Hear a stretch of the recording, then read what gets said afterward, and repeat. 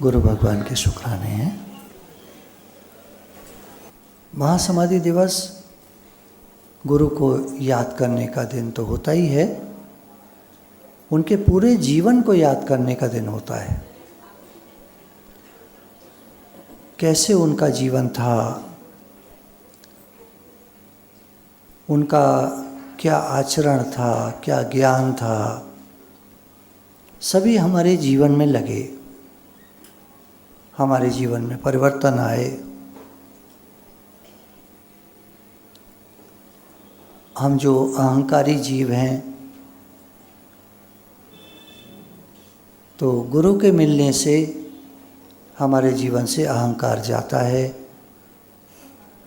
निकलता है, कम होता है और प्रेम आता है, प्रेम अवतरित होता है, जीवन में बढ़ता है, आता है। गुरु आते ही हमारे जीवन में प्रेम के मसीहा की तरह हैं, एंजल ऑफ लव।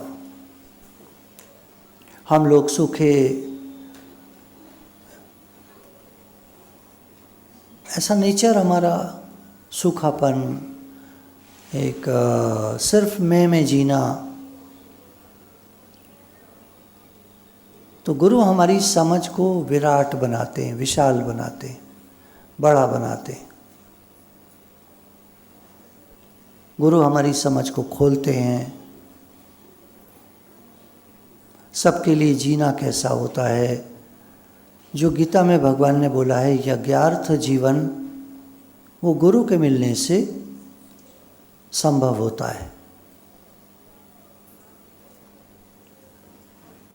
एक जो खास बात आती है उनके, उसमें पहली बात तो वही कहते थे कि अपनी आत्मा में स्थित रहो हर समय।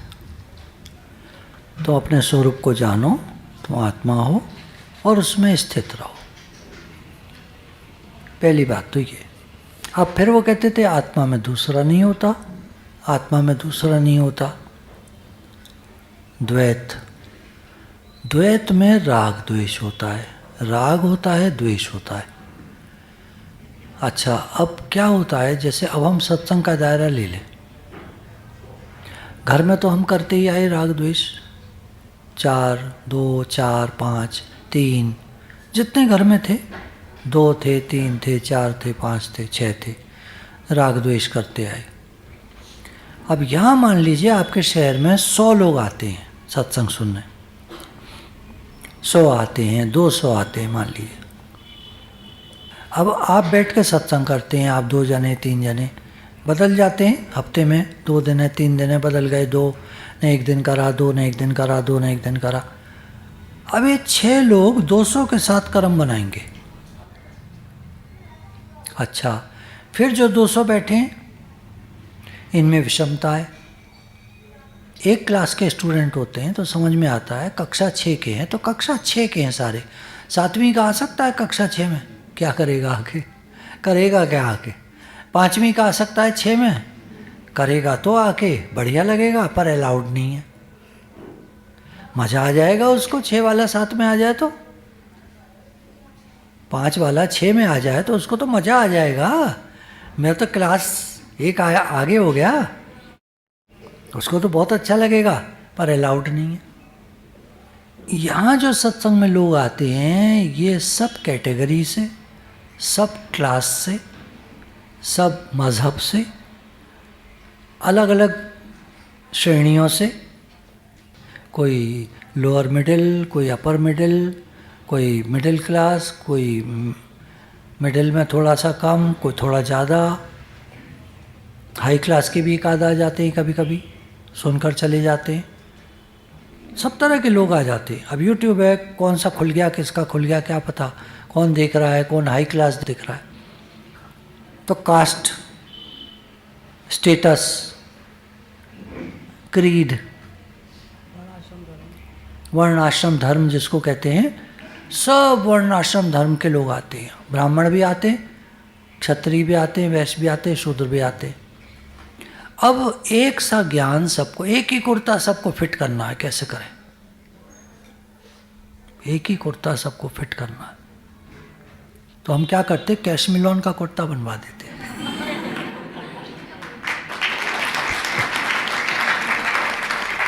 अच्छा, वो भी मोटी मोटी सिलाई से बुन देते हैं।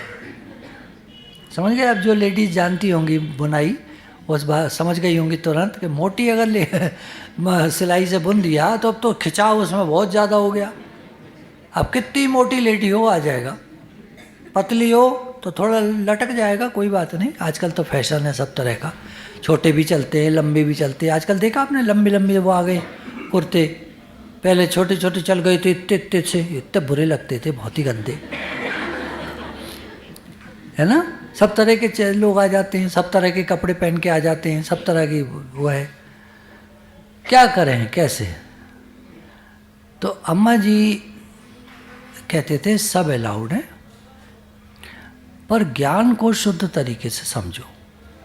दूसरा नहीं देखना, दूसरे की तरफ नहीं देखना, कर्म नहीं बनाना। पहले तो केवल लेडीज आती थी सत्संग में। अम्मा जी के समय में 2 बुजुर्ग आते थे, वो पीछे बैठ जाते थे, सबसे पीछे चुपचाप। जैसे सत्संग ओवर होता था वो उठ के चले जाते थे, वो पता था उन्हें अम्मा जी डांट लगा देंगे।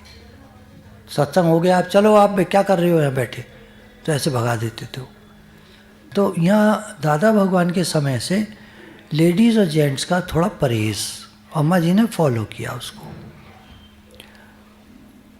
परहेज रहता था। ज़्यादा बात नहीं कर सकते, अकेले में नहीं बैठ सकते, बहुत सारी चीज़ें थी जो अलाउड नहीं थी। आप सब समझते हैं लेडीज़ जेंट्स का क्या परहेज होता है। परहेज है, कई तरह के परहेज अम्मा जी बताते थे, अंदर का बाहर का।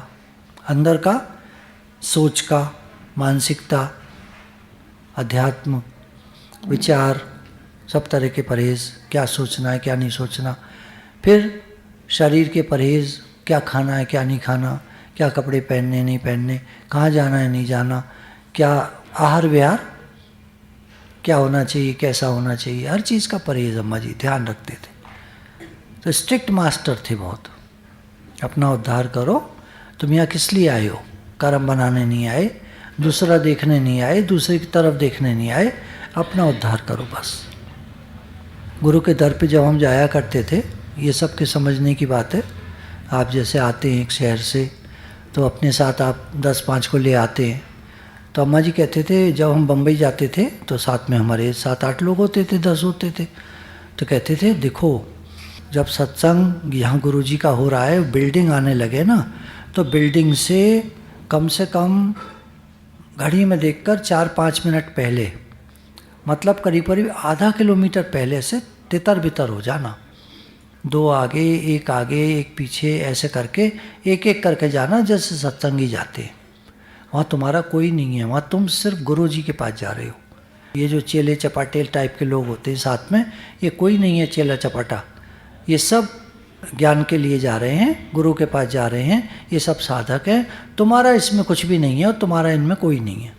तो हम लोग ऐसे जाते थे, बिल्कुल अलग अलग सीढ़ियाँ चढ़ते थे, अपना अपना जो फ्लैट होता था उसमें घुसते थे, एक एक करके जूते उतार कर बाहर बैठ जाते थे, सत्संग सुनते थे।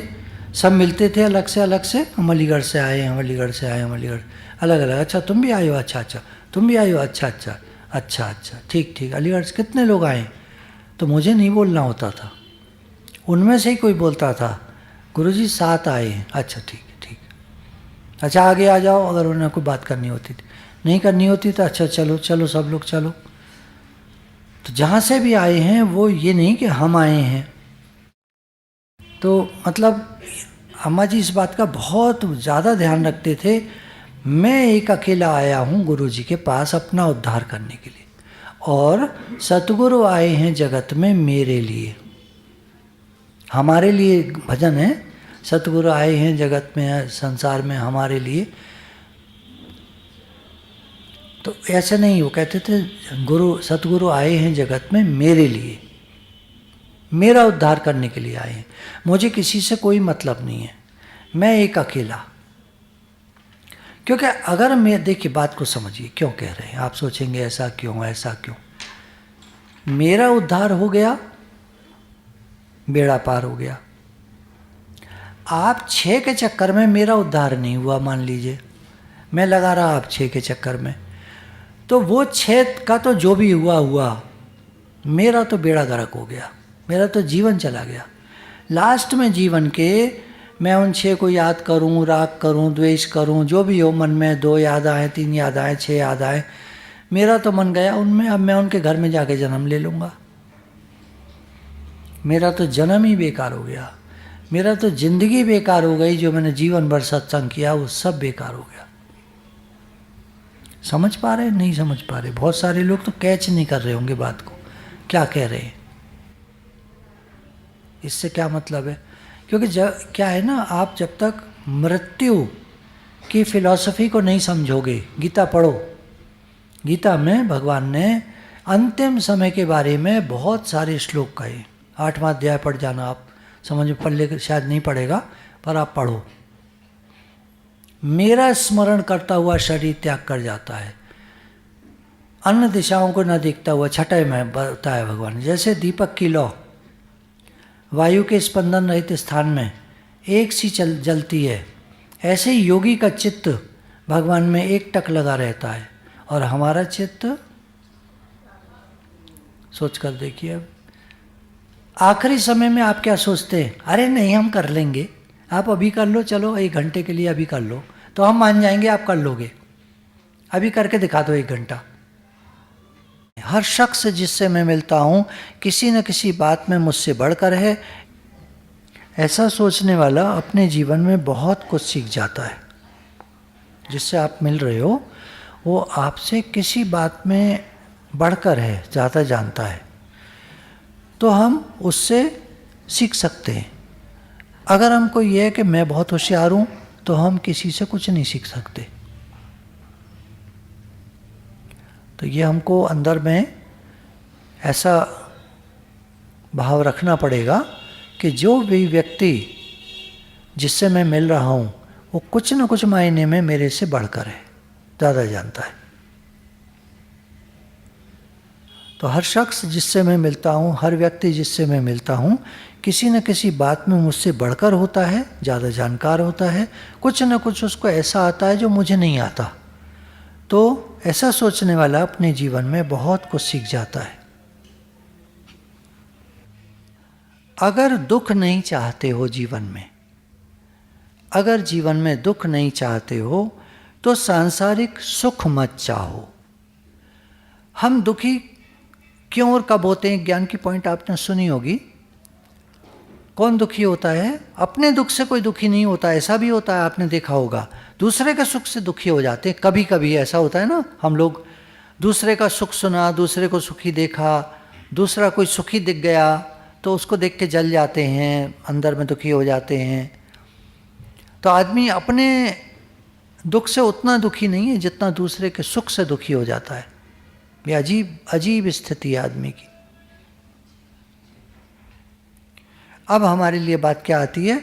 अगर दुख नहीं चाहते तो सांसारिक सुख मत चाहो, मत मांगो भगवान से कि हमें सुख मिले। क्यों? क्योंकि सुख मांगत दुख आगे आवत, ऐसी कहावत है। आप सुख मांगो, उसके पीछे पीछे दुख चला आएगा। गुरुजी एक बात कहते हैं, सूरदास कभी अकेला नहीं आता। मतलब आपका मन है, आज कोई आपको एक अंधा व्यक्ति मिला, आपने उससे कहा सूरदास जी आज हमारे यहाँ भोजन पे चलो। सूरदास जी झट तैयार हो गए। तो आपने कहा अभी तो 2 घंटा है, आप मैं एड्रेस लिख के दे रहा हूँ, आप आ जाना। अब बताओ एड्रेस दिखता है कहीं सूरदास जी को? तो वो तो एक आदमी को साथ लेकर आएंगे ना, भैया मुझे वहाँ पहुँचा दो, नई जगह जाना है। पुरानी जगह जाना हो तो उनको याद होती है, नई जगह तो उनको नहीं मालूम, तो एक जने को साथ लेकर आएंगे। तो गुरुजी कहते हैं तुम सुख मांगोगे, उसके साथ दुख आएगा। ऐसा है दुनिया में, इसमें मैं कुछ नहीं बोल रहा अपनी तरफ से, दुनिया में ऐसा है। आप देखते होंगे कि थोड़े दिन ठीक चल रहे हैं फिर अचानक दुख आ जाता है, थोड़े दिन ठीक चल रहे हैं फिर अचानक दुख आ जाता है। ऐसा देखा है किसी ने? मैंने तो देखा है। ये कुछ लोगों की जन्मपत्री में भी लिखा होता है इस तरह से कि थोड़े दिन ठीक चलेंगे, 4-5 दिन 6 दिन अच्छे चलते हैं, फिर एक दुख आ जाता है, परेशानी आ जाती है।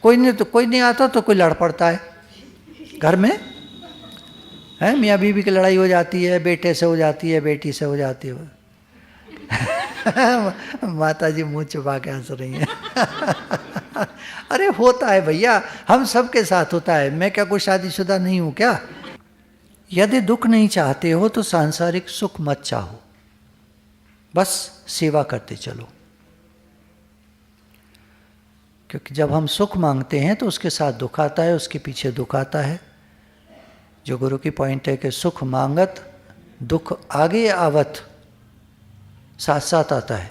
सूरदास कभी अकेला नहीं आता, सूरदास के साथ एक आदमी और आता है उसको इस एड्रेस पर छोड़ने के लिए। प्रेम करने वाला पड़ोसी दूर रहने वाले भाई से भी बढ़िया है। प्रेम करने वाला पड़ोसी, पड़ोसी कौन? बाइबल में एक वाक्य है, लव दाई नेबर। तो उसकी व्याख्या में वो कहते हैं कि नेबर का मतलब वो नहीं, वो आपका पड़ोसी। नेबर का मतलब जो भी आपके साथ रहता है, इवन आपका शरीर आपका नेबर है। नेबर पड़ोसी, शरीर भी आपका पड़ोसी है। कैसे? अगर आप कहते हो मैं आत्मा हूं तो शरीर आपका पड़ोसी हो गया। व्याख्या समझनी पड़ती है, गुरु के पास बैठ करके ज्ञान को समझा जाता है। ऐसे नहीं समझ में आएगा, बोल दिया आप सुन तो लोगे पर पल्ले कुछ नहीं पड़ेगा। शरीर पड़ोसी कैसे हो गया? बड़ी व्याख्या है इसकी। और ये तो जनरल पॉइंट है। प्रेम करने वाला व्यक्ति, काम वाला व्यक्ति। अब देखिए, मान लीजिए हमारे यहाँ शादी है, अब हमारे पड़ोसी बहुत अच्छे हैं, 3-4। उन्होंने कहा आप चिंता मत करो, हम सब काम करा देंगे, और उन्होंने सारी शादी में काम करा दिया। रिश्तेदार तो उसी दिन आए, शादी में 11-12 बजे आए, मेहंदी लगवाई, मेहंदी लगवा के बैठ गए। हमने कहा भाई कुछ हेल्प करा दो। वो कहे हमारी मेहंदी तो सूखी नहीं है, अभी चाय मंगवा दो 1 प्याला। अब चाय और पिलाओ उनको। उनको ठंड लग रही है, मेहंदी सर्दी का टाइम है, मेहंदी लगवा ली, अब ठंड लग रही है उनको, चाय और पिलाओ उनको। खैर अब खाने का टाइम हो गया, चलो छुड़ाते थे, अब छुड़ा दी, अब उस पर क्रीम लगा दी। बोला ना ना ख़राब हो जाएगी, हम नहीं और काम कर सकते, भोजन करा दो हमको। तो भोजन भी तोड़ के कोई खिला दे वे तो बढ़िया। चलो कोई नहीं, जरा सा हाथ साफ करा, भोजन वगैरह कर लिया उन्होंने। तो मेहमानों की तो ये हालत है, कोई काम नहीं कराएंगे आपका। आपको अपना काम खुद करना है, या आपके जानने वाले, आपके पड़ोसी, आपके मित्र या सत्संगी भाई बहन, ये काम आते, ये लोग काम आते। बाकी जो दुनियावी संसारी लोग होते हैं वो काम नहीं आते, ऐसा देखा जाता है। तो प्रेम करने वाला पड़ोसी दूर रहने वाले भाई से, इवन भाई। एक सज्जन ने बताया कि वो अकेले थे, मतलब जैसे घर के उस समय, और उनका बेटे की शादी। तो मेहमान आ रहे थे थोड़े बहुत जो भी आए, अब उनकी खातिरदारी कौन करे? अब हम शादी में मतलब उस तरह काम करें या उनकी खातिरदारी करें? तो हमने अपने भतीजों से कहा कि आप लोग जल्दी आ जाना और आप काम करा देना हमारी शादी में, मतलब बेटे की शादी में। भतीजे आए ही नहीं। ज़माना कितना अजीब सा हो गया है, बदल गया है। क्यों नहीं आए? उनको अहंकार की प्रॉब्लम हो गई, ईगो प्रॉब्लम हो गई, कोई बात बुरी लग गई, भतीजे ही नहीं आए। अब बोले अकेले ही उन्होंने शादी का कार्यक्रम सब किया, और सबसे हाथ जोड़ जोड़ कर माफ़ी मांग कर कि मैं अकेला क्या क्या करूं, कैसे करूं, आप प्लीज़ मेरे साथ सहन करो। और शादी का कार्यक्रम हुआ। वो तो ये कहिए लड़के की थी इसलिए चल गया, और आजकल शादियां वैसे होटल में हो जाती हैं, तो अपना उन्होंने उस तरह कर ली, तो चल गया काम। कितना दिक्कत है।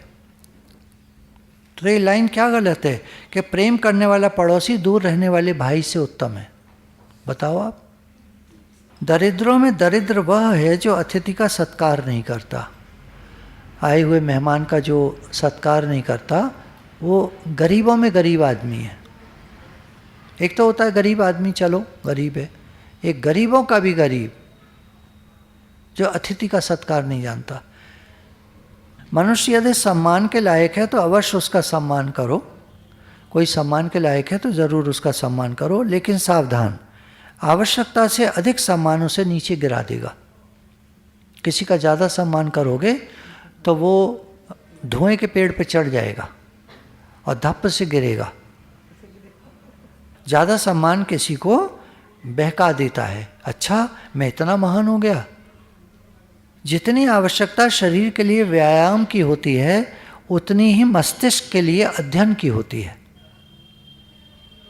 अगर आप अध्ययन नहीं करें, कुछ ग्रंथ नहीं पढ़ें, कुछ अच्छी पुस्तकें, धार्मिक ग्रंथ, श्रीमद् भागवत, गीता, ये सब नहीं पढ़ें, तो जैसे शरीर बिना व्यायाम के बेकार हो जाता है, धीरे धीरे अकड़ सा जाता है, दर्द होते हैं जगह जगह, गैस भर गई तो भर गई, वात रोग हो जाता है, या एसिडिटी ज़्यादा बनती है, पित्त रोग हो जाता है, या ज़्यादा मूवमेंट एक्सरसाइज नहीं होती तो कफ भी ज़्यादा बनता है उनके। तो वात पित्त कफ 3 प्रधान रोग हैं ये, या 3 ये शरीर के दोष हैं, तो ये बिगड़ जाते हैं, विकार हैं, दोष हैं, बिगड़ जाते हैं, उत्पात मचा देती हैं।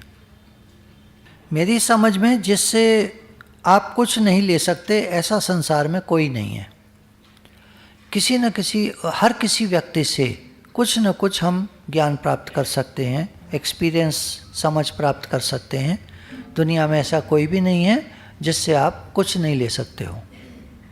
और ये पॉइंट प्रत्यक्ष अभी क्योंकि मैंने देखी है इसलिए आपको बता रहा हूँ कि प्रेम करने वाला पड़ोसी दूर रहने वाले भाई से बढ़िया होता है।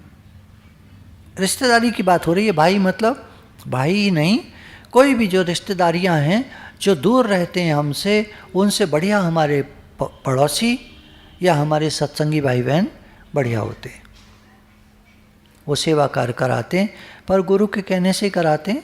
अगर हम गुरु की गुड बुक्स में हैं तो हम पूरा लाभ ले सकते हैं।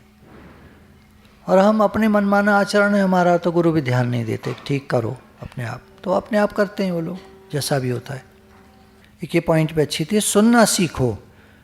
हम लोग को सुनने का मादा बहुत कम होता है ना, मतलब सुनने का जो एक लेवल है हमारा बहुत कम होता है, सहन नहीं होता हमको जरा भी सुनना। कोई कुछ कहता है तो हमको सुना नहीं जाता, क्या कहते हैं, है ना, मुश्किल होता है ना किसी की बात को सुनना। मतलब सुनना मतलब कि कोई टॉन्ट मारे तो बिल्कुल ही नहीं सुना जाता, आग लग जाती है। सुनना सीखो। तुम्हें उन लोगों से भी लाभ होगा जिन्हें ठीक से बोलना नहीं आता, ठीक से बातचीत करना नहीं आता। हम सोचते हैं यार ये तो गंवार हैं, बातचीत करना नहीं आता इनको ढंग से। उनसे भी हमें कुछ सीखने को मिल जाता है। हर व्यक्ति से हम सीख सकते हैं। एक इंस्टेंस हुआ, एक बिजनेसमैन ऐसा समझता था कि मैं बहुत बढ़िया बिजनेसमैन हूँ, लेकिन उसके एक एम्प्लॉई ने, एक कर्मचारी ने साइड बाय साइड काम शुरू कर लिया और इतना अच्छा उसका काम चल गया अचानक कुछ ही दिनों में कि वो सोच रहा था मैं नौकरी छोड़ दूं, लेकिन मालिक ने उसको पकड़ लिया वो काम करते हुए और उसको पुलिस में दे दिया। खैर बेल पर छूट जाते हैं, कोई वैसा जुर्म तो किया नहीं, तो इसलिए बेल पर छूट जाते हैं। तो वो छूट गया तो नौकरी करने लगा कहीं।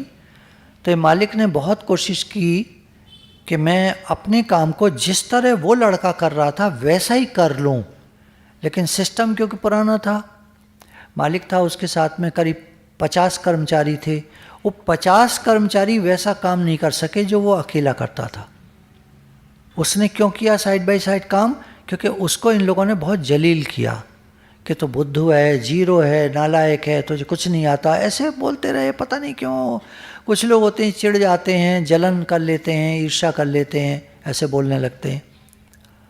तो वो उसने करके दिखा दिया तो उल्टा पड़ गया बेचारे के, ऐसा भागे हो तो ये मालिक कुछ दिन बाद वापस उसके पास पहुंचता है और जो पेपर उसने साइन करा लिया था कि तुम मतलब 3 साल तक ये काम को बिल्कुल नहीं करोगे तो मतलब सीधा फिर जेल में, मतलब वो और ज़्यादा कॉम्प्लिकेशंस हो जाएंगे, जेल में ही जाएगा। तो वो फिर अपना ठीक है नौकरी करने लगा कहीं। तो वहाँ पहुँचा कि भाई तू है क्या? उसको धक्का दे के, मतलब धक्का दे देकर बात करता है, तू है क्या, तू क्या समझता है अपने को? वो समझ ही नहीं पा रहा था भाई क्यों कर रहा है मालिक ऐसा। तो मालिक ने कहा कि मैं ये जानना चाहता हूँ तूने किस तरह काम किया, मेरे 50 आदमी वो काम नहीं कर पा रहे जो तू अकेले ने किया। तो हम सोचते हैं कोई आदमी डफर है, बेवकूफ़ है, जानता नहीं है, समझ नहीं है, अकल कम है, ऐसा हम सोचते हैं। लेकिन देखने में आता है कि जो हम सोचते हैं ऐसा कुछ नहीं है। हर व्यक्ति से हम कुछ ना कुछ सीख सकते हैं। हर व्यक्ति को आता है कुछ ना कुछ। मनुष्य और जानवर में थोड़ा सा फर्क। मनुष्य जब पैदा होता है तो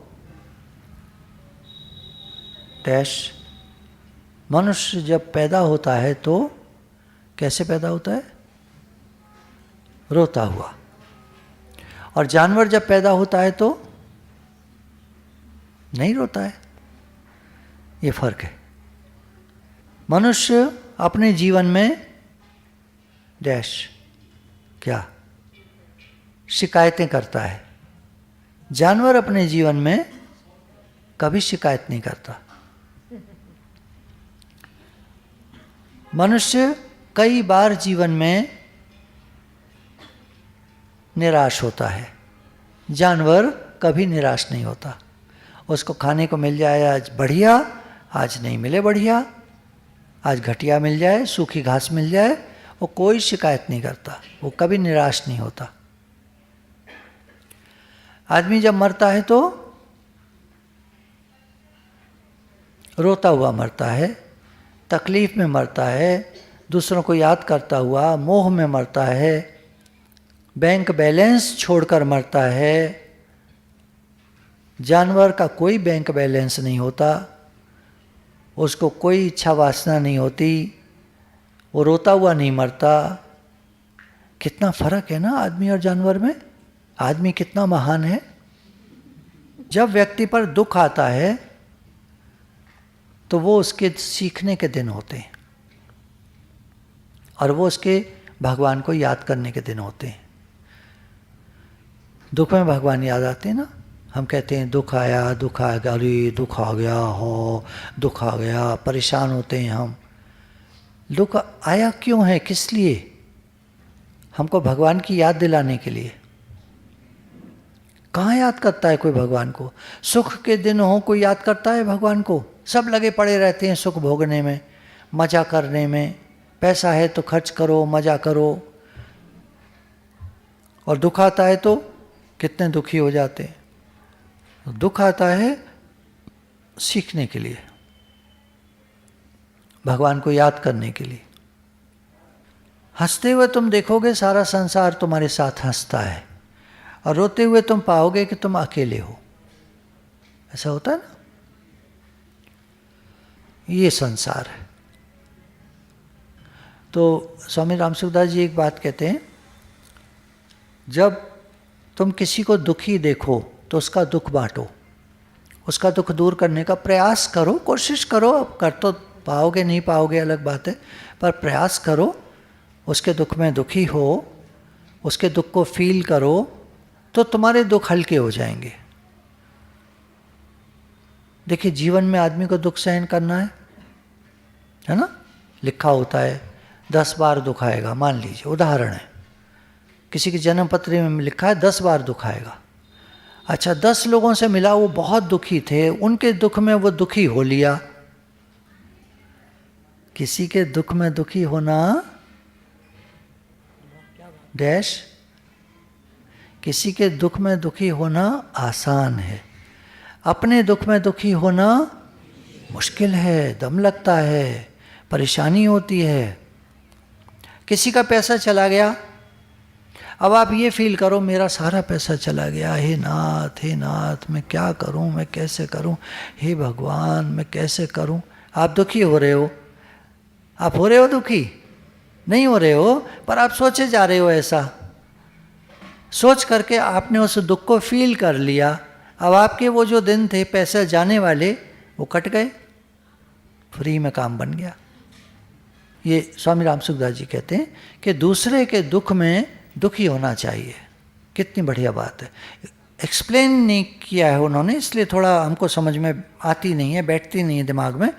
पर देखिए एक्सप्लेनेशन से बात समझ में आ रही है कि अगर किसी को कोई नुकसान हो गया, चलिए हम एक बहुत ही वैसा उदाहरण ले रहे हैं, आप इसको पर्सनली मत लेना, वैसे लेना।